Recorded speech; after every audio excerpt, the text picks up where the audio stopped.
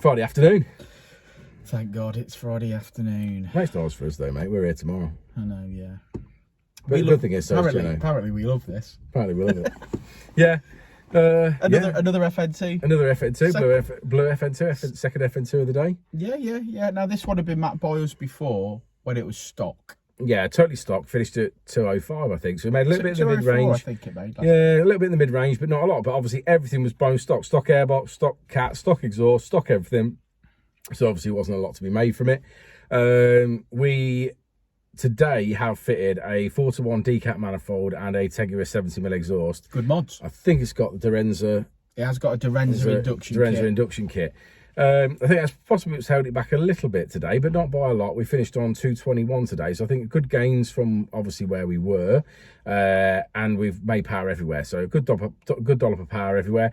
Only problem we had with this car is we started creeping the revs in like low down, like I'd say flat foot at 1500 RPM, and the clutch started to slip and slipped way up to like, you know, up to sort of $4 grand, and I was like, obviously this isn't going to get any better. I'll let out of that. Yeah. So we have had to be very ginger on rolling the power in. Ginger. For yourself. Yeah, rolling the power in. So we've obviously been, so we've not looked like we've made any gains at the bottom end. That's because we're literally on part throttle. Yeah. There, I'm only being able to probably get 3/4 to full throttle about 4,000 RPM without the clutch noticeably slipping. Yeah, so we want to see this have a extreme stage 1 or something like that, some clutch put in it, and then we can have it back and we can possibly make some more in the mid-range, doing a bit of cam timing work and stuff. But to be fair, it's done 88,000 miles, so it's probably on its original clutch. I'd say so. 88, so it's done well. Yeah. You know what I mean? 88,000 miles.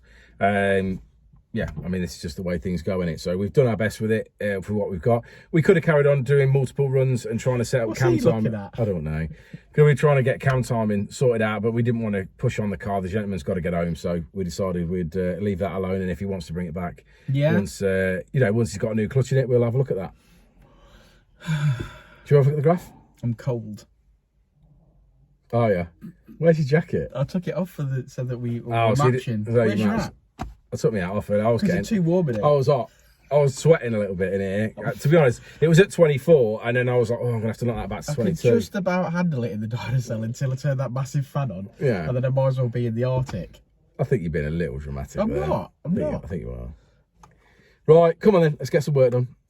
Let's have a look at this graph. So there we have it. We're looking at the graph, and red line was the last time we seen it. That was a Dynodaze map. And blue line is today as she leaves, also a Dynodaze map. And we finish on 221 brake horsepower, which is 180 at the wheels. And there you go, a beautiful sapphire blue FN2. So very, very nice.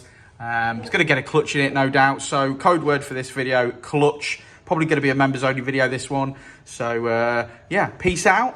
Have a good weekend. And we'll see you all on the next one. I'll say it again. Life moves pretty fast.